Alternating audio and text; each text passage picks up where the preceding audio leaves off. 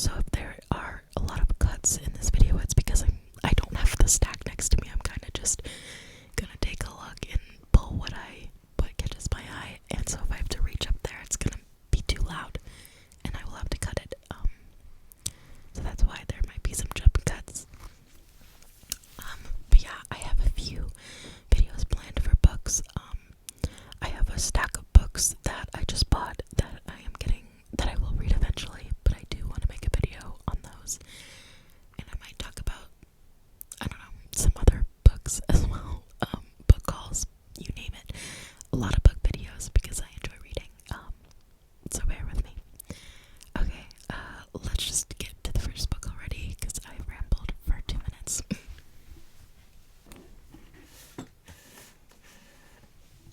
Okay, so this is a special edition of this book, so the cover is different, but this is From Blood and Ash by Jennifer L. Armentrout.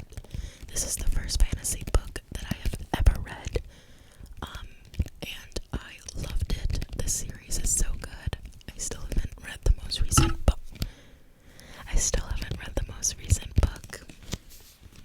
But I will get to it eventually. I've seen some comments made about it that has kind of made me scared to read. But yeah, this is the Fairy Loot exclusive edition. Fairy Loot is a subscription service for books, and they came out with special editions of the From Blood and Ash series. So this is the first one. Very pretty. Love the gold foiling. That's not a good sound.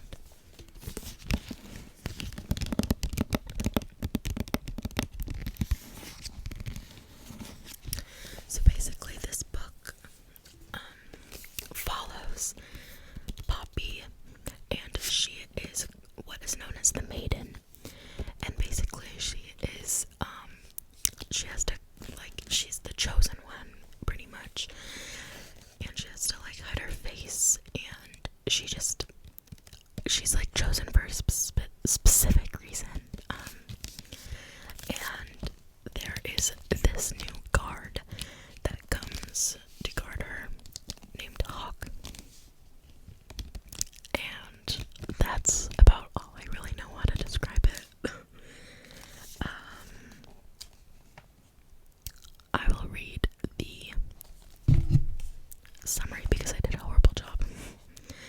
A maiden chosen from birth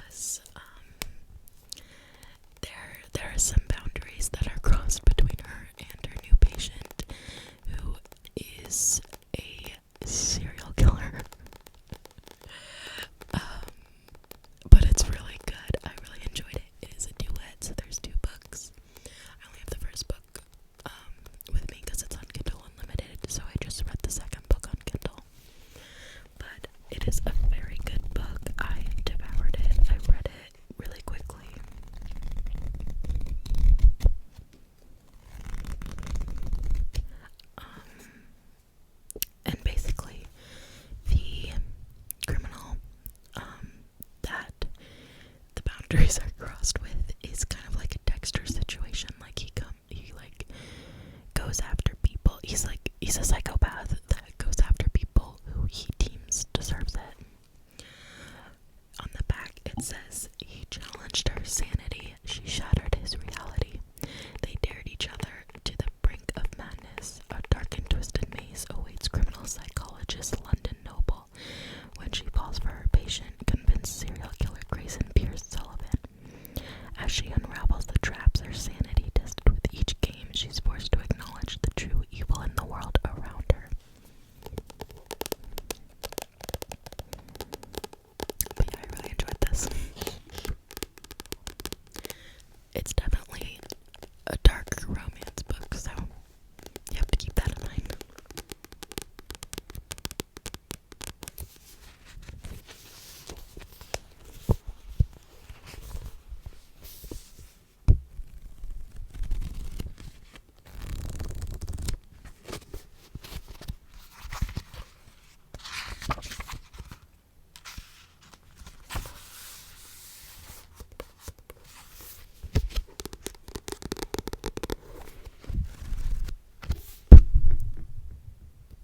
Sorry.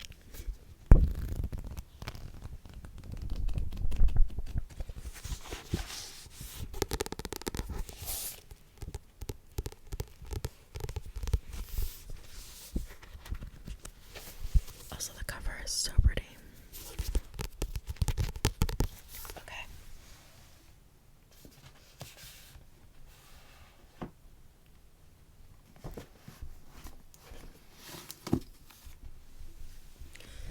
This is Love in Other Words by Christina Lauren.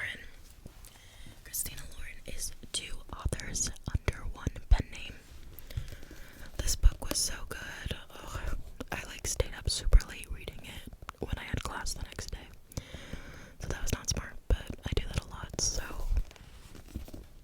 yeah. Basically, this book is about a girl. So basically this book is about a girl that okay. Sorry. So basically this book is kind of told, each chapter is like it goes back and forth between the present and the past. And in the past it goes through a girl and her father who get a house like, I don't remember if it was on a lake or something. I don't know, it was like more of a beachier area, I think. And she becomes best friends with her next door neighbor, whose name is Elliot. And they get really close and eventually fall in love, but then something happens that breaks them up, and they don't speak to each other after that. And so the past chapters are basically like them as best friends, them getting closer and falling in love. And then in the present, it is Macy, the main character, and she is engaged to another man, and she runs into Elliot, and she's trying to decide whether she can bear to have him in her life as a friend. And it shows their reconnection, and they eventually become friends, and yeah, it just goes back and forth between them reconnecting and them growing up together. It was such a good book. I really loved it.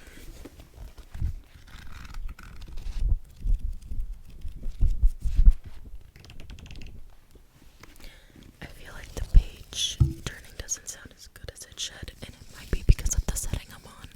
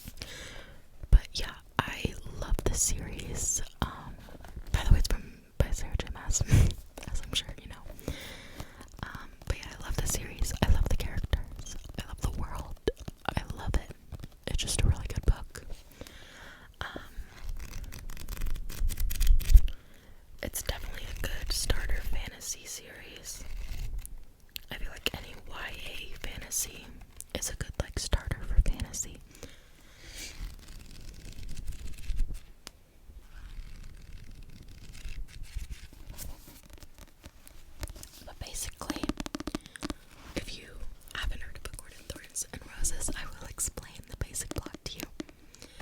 It is about this girl named Vera. Don't kill me if I'm pronouncing it wrong. Who is, lives with her two sisters and her father. And they are living, pretty much in poverty.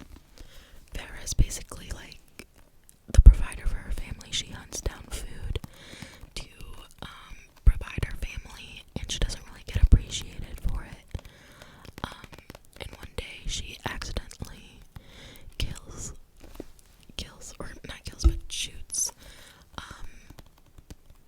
this man named Tamlin, who doesn't look like a man when she shoots him. But basically, to like repay for that, she has to go back to his like world. And yeah, I don't really know what to explain, because like the first book is kind of like a different vibe than the rest of the books. The first book is a Beauty and the Beast retelling. And like slightly, it doesn't really feel like it until you like kind of get towards the end, and then you're like, oh yeah. I'll read the back because I did a horrible job.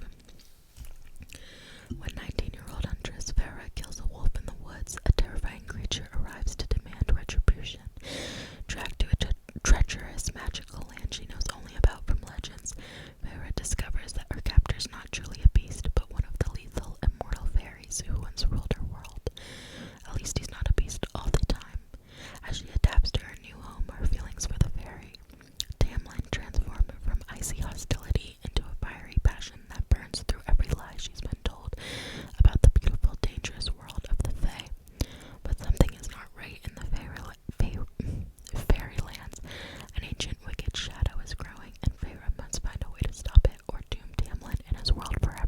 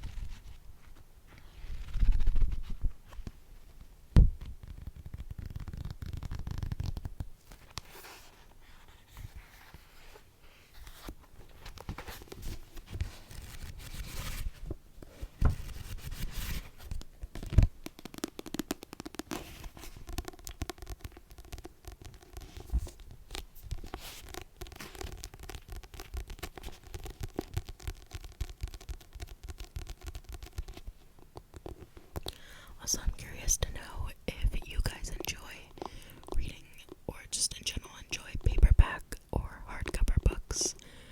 Because I definitely like paperback better. I do have like certain books that I think look better hardback, so like I do have like a mix of the two, but I definitely prefer paperback.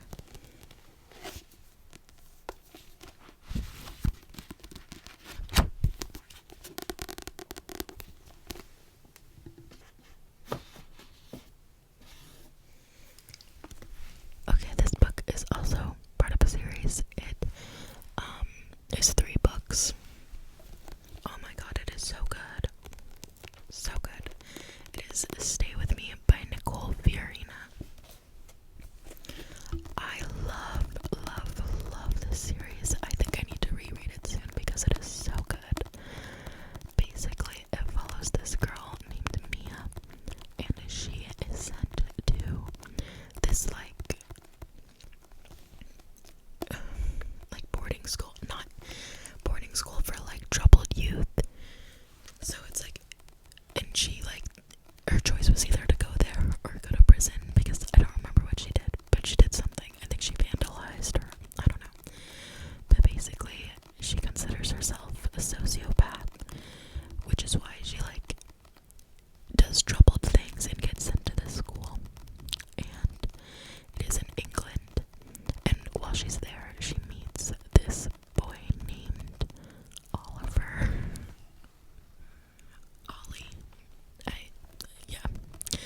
And he is just amazing. He is so perfect. And he cares so much for her. But she's not really able to return the feelings because she doesn't really feel anything. But their journey is just so amazing to read. I just devoured it. I loved it. Love.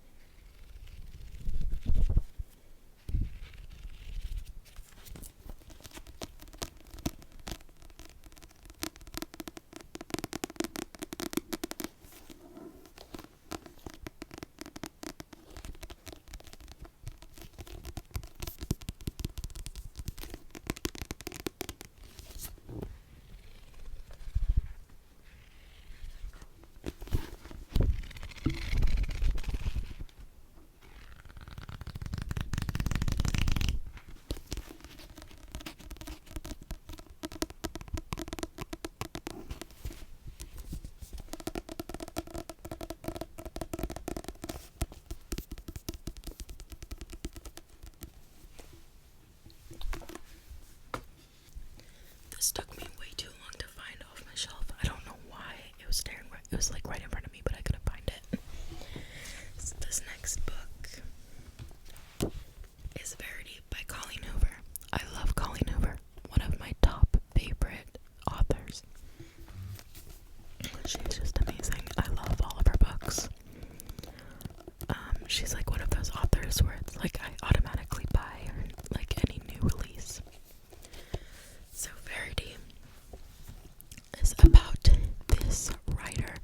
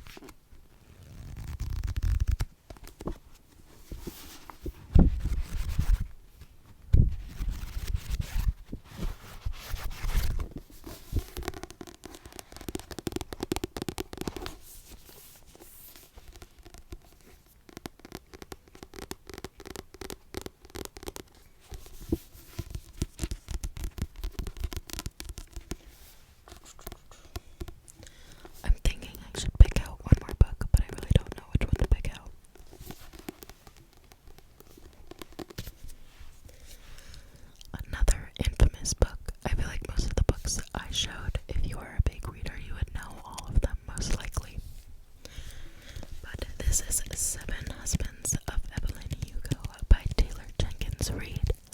Oh my god, this book is amazing. First book I read by her, and it really drew me, and I then followed it with Daisy Jones and the Six and Malibu Rising. And she has another book coming out in August, which I cannot wait for. So, if you haven't heard of it or don't know what it's about, The Seven Husbands of Evelyn Hugo is about this famous actress, kind of like Marilyn Monroe vibes, and she has, in her life, has had 7 husbands, and it takes you through each husband, and kind of gives you, like, I loved the, like, aesthetic of the book, because it's, like, 60s Hollywood, and it was just so intriguing to me. I really enjoyed it. It was really interesting to hear about her 7 husbands, and also the true love of her life, who is not one of the 7 husbands. I don't really know how much is a spoiler, because it's not really a spoiler, I feel like, but if you want to go in blind, then it is a spoiler, so I'll just leave it at that. But I'm sure you already know what I'm talking about.